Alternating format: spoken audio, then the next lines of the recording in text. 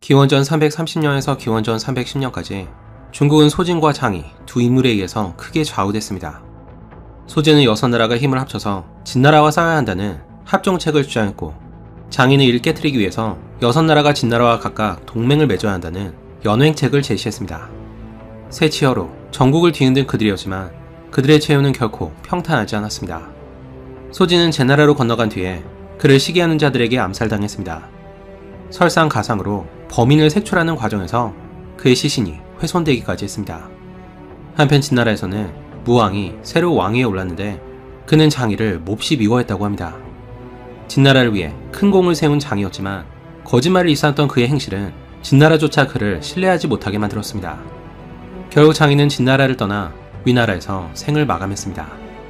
이제 전국은 편의에 따라 동맹을 맺다가도 언제든 다시 원수로 돌아서는 본격적인 약육강식의 시대로 접어들었습니다.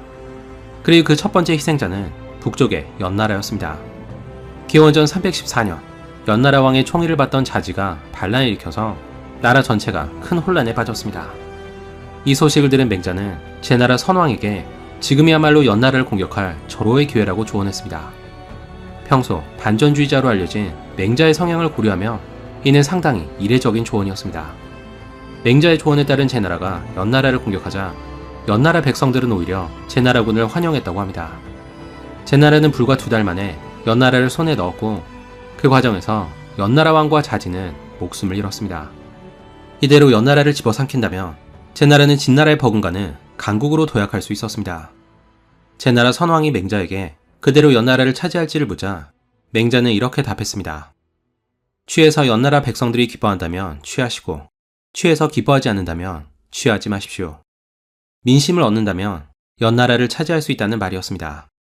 하지만 제나라는 오히려 연나라 백성을 학대해서 민심을 잃었고 곳곳에서 반란이 일어났습니다. 결국 기회를 놓친 제나라군은 연나라에서 완전히 철수할 수밖에 없었습니다. 기원전 312년 연나라 소왕이 새로 왕위에 올랐습니다. 그는 28년 동안 조용히 힘을 기르면서 제나라에 복수할 날을 기다렸습니다. 한편 서쪽 진나라에서는 야심만만한 무왕이 중원으로 진출할 기회를 노리고 있었습니다. 그는 당시 승상이었던 간무를 불러서 이렇게 말했습니다. 과인은 수레를 타고 삼천으로 가서 주나라 왕실을 구경하고 싶소. 그러면 죽어도 여한이 없을 것이오. 무왕의 진짜 속내는 주나라의 삼천을 차지해서 중원으로 나아갈 교두보를 마련하는 것이었습니다. 하지만 그 앞에는 의양이라는 큰 장애물이 있었습니다. 의양은 한나라의 핵심 요충지로 10만의 병력과 넉넉한 식량을 갖추고 있어서 고립되더라도 몇 년을 버틸 수 있었습니다. 게다가 진나라가 의양을 노리고 있다는 소식을 들은 한나라는 초나라의 구원을 요청한 상태였습니다. 만약 진나라가 섣부르게 의양을 공격했다가 물러난다면 초나라와 한나라에 역공을 당할 게 분명했습니다. 이런 상황에서 의양을 공격하는 건 아무리 진나라라도 큰 모험이었습니다. 간무는 의양을 공격하기에 앞서 위나라에 들려서 협조를 구했습니다. 하지만 도중에 사람을 보내서 한나라 공격을 중지한다는 뜻을 전했습니다. 마음이 급해진 무왕은 직접 식양까지 행차해서 그 이유를 물었습니다. 그러자 간무는 이렇게 말했습니다. 의양은 이름만 현이지 실제로는 군이나 마찬가지입니다. 한나라는 상당과 남양의 물자를 이곳에 비축해뒀습니다. 진나라군이 천리를 행군해서 의양을 차지하는 것은 결코 쉽지 않습니다. 하지만 무왕이 고집을 꺾지 않자 간무는 증삼에 대한 이야기를 꺼냈습니다. 옛날에 증삼이라는 효자가 있었습니다. 그런데 증삼과 이름이 같은 노나라 사람이 살인을 저질렀습니다. 한 사람이 증삼의 어머니에게 달려와서 증삼이 사람을 죽였다고 말했지만 어머니는 태연히 배를 짜고 있었습니다. 두 번째 사람이 와서 같은 말을 해도 어머니는 여전히 하던 일을 멈추지 않았습니다. 하지만 세 번째 사람이 와서 증삼이 사람을 죽였다고 말하자 어머니는 그제야 담을 넘어서 도망쳤다고 합니다. 세 사람의 의심이 끝내 어머니의 믿음마저 무너뜨린 것이었습니다. 지금 소신은 증삼처럼 어질지 못하고 대왕께서 소신을 믿는 마음도 증삼의 어머니가 아들을 믿는 마음만 못할 것입니다. 더군다나 소신을 의심하는 이들이 어찌 3명뿐이겠습니까? 그러니 소신은 대왕께서 증삼의 어머니처럼 배틀을 던져버리지 않을까 걱정하는 것입니다. 그러자 무왕은 무슨 일이 있어도 끝까지 간무를 믿겠다고 맹세했습니다. 무왕의 굳은 의지를 확인한 간무는 마침내 의양으로 향했습니다. 하지만 의왕은 결코 쉽게 점령할 수 있는 곳이 아니었습니다. 간무는 전력을 다했지만 5달이 지나도록 성을 함락시키지 못했습니다. 일반적으로 성을 공격할 때는 수비군의 2배 이상의 병력을 동원하는 점을 고려하면 당시 진나라가 투입한 병력은 최소 20만 명이었을 것으로 보입니다. 그 와중에 초나라는 진나라군의 퇴각로를 끊고 공격할 기회를 노리고 있었습니다.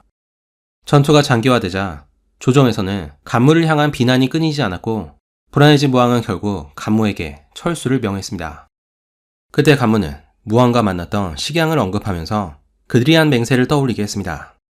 그러자 정신을 차린 무왕은 간무에게 더 많은 병력을 지원했습니다. 마침내 간무는 의왕을 차지했고 이 과정에서 한나라 병사 6만 명이 목숨을 잃었습니다. 하지만 한나라와의 관계를 생각한 간무는 무왕을 설득해 의왕을 다시 한나라에 돌려줬습니다. 그럼에도 수많은 병력을 잃은 한나라는 진나라를 상대로 수세에 몰리게 됩니다. 무왕은 여세를 몰아 주나라의 도읍인 낙양을 방문했습니다. 한때 천하를 호령했던 주나라는 이제 국가의 존립마저 위태로운 약소국으로 전락해 있었습니다. 특히 강성한 진나라 앞에서는 시종일관 굴욕적인 모습을 보였습니다.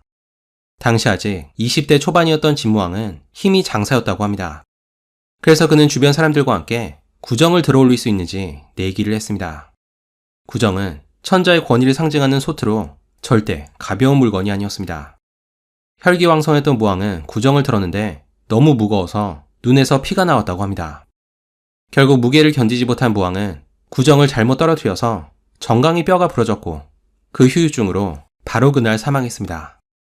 아들이 없던 무왕이 죽자 그의 이복 동생이 왕위에 올랐는데 그가 바로 진소왕이었습니다. 때는 기원전 306년이었습니다. 진나라와 제나라가 세력을 키워가던 그때 북방의 조나라 역시 강국으로 거듭나기 위한 대대적인 개혁을 추진하고 있었습니다. 조나라의 무령왕은 불필요한 전쟁으로 국력을 소모하기보다는 내실을 다지는 데 주력했습니다. 무령왕은 또 중국의 최초로 기마전술을 도입한 인물로 알려졌습니다. 그때까지 중국에서는 주로 전차를 활용했지만 전차는 기병보다 느리고 불규칙한 지형에서는 이동이 제한됐습니다. 반면에 기병은 지형에 상관없이 빠르게 움직일 수 있었고 화살을 퍼부으면서 치고 빠지는 전술도 가능했습니다. 북방 유목민과의 전투에서 기병의 우수성을 깨달은 무령왕은 조나라에 유목민의 복식인 호복을 도입하려고 했습니다. 호복은 실용적일 뿐 아니라 바지를 입어서 말을 타기에 훨씬 편리했습니다. 하지만 이 개혁은 강한 반발에 부딪혔습니다. 당시 중국은 상당히 보수적이어서 호복을 야만인의 옷이라면서 멸시했고 말 타는 것 자체를 천시했습니다. 호복을 도입하는데 가장 반대한 인물은 무령왕의 숙부였던 공자성이었습니다. 그는 무령왕을 찾아가 이렇게 말했습니다. 중국은 총명과 지혜가 머무는 곳으로 먼 곳에서도 이를 배우고 본받으려 합니다. 그런데 왕께서 중국의 것을 버리고 유목민의 복장을 따른다면 중국의 제도와 멀어질 것입니다. 부디 제고하시길 바랍니다. 그러자 무령왕은 이렇게 말했습니다. 의복이란 편리하게 쓰기 위해서 입는 것이고 예란 이를 편리하게 하려고 따르는 것입니다. 복식을 바꾸고 말을 타고 활을 쏘면 가까이 있는 상당의 형세를 유리하게 끌어오고 멀리는 중산에서 원수를 갚을 수 있습니다. 하지만 숙부께서 중국의 풍속을 따르느라 선대의 뜻을 저버리고 변복의 오명을 두려워하시니 이는 과인이 바라는 바가 아닙니다. 무령왕의 설득에 공자성이 먼저 호복으로 갈아입자 다른 신하들도 뒤따라서 호복을 입기 시작했습니다. 이로써 강력한 기병을 보유하게 된 조나라는 곧바로 두각을 나타냈습니다. 조나라는 북방민족을 제압해 영토를 확장했고 기병을 앞세운 전략으로 중산국을 완전히 멸망시켰습니다. 조나라는 오랫동안 중산을 공략했지만 산악지형이 많은 중산을 공격하기란 쉽지 않았습니다. 게다가 중산은 조나라의 전차 부대를 경계해서 일부러 큰 길을 만들지 않았습니다. 그런데 조나라가 기병을 보유하게 되면서 거침없이 중산을 공격해 멸망시킬 수 있었습니다. 자신감을 얻은 무령왕은 직접 군을 이끌고 진나라를 공격할 계획을 세웠습니다. 하지만 그는 계획을 실행에 옮기기도 전에 갑작스러운 죽음을 맞이했습니다. 기원전 295년 무령왕의 두 아들 사이에서 권력 다툼이 벌어졌고 무령왕 역시 그 싸움에 휘말리고 말았습니다. 결국 작은 아들의 세력이 궁을 포위해서 무령왕과 큰아들을 굶겨 죽이는 참극이 벌어졌습니다. 그리고 무령왕의 뒤를 이어서 해문왕이 조나라의 왕위에 올랐습니다. 이 시기의 왕의 목숨은 그야말로 파리 목숨이나 마찬가지였습니다. 반란이나 전쟁으로 수많은 왕이 교체됐고 그런 경우 대부분의 왕은 목숨을 부지하기 어려웠습니다. 초나라의 회왕도 예외가 아니었습니다. 그는 장의의 거짓말에 속아서 한중을 빼앗겼고 눈앞의 이익만을 쫓다가 전국의 군주들로부터 신의를 잃었습니다. 그의 우유부단함과 어리석은 결정은 한때 강대했던 초나라를 위기에 빠뜨렸습니다. 특히 초나라를 만만하게 여긴 진나라는 기회가 있을 때마다 초나라를 괴롭혔습니다. 기원전 299년 진나라 소왕은 초나라를 공격해 8개 성을 빼앗았습니다. 그리고 맹약을 맺자면서 초해왕을 유인한 다음에 그대로 납치해서 진나라로 끌고 왔습니다. 다른 나라도 아니고 초나라 왕이 납치된 믿기 힘든 사건이었습니다.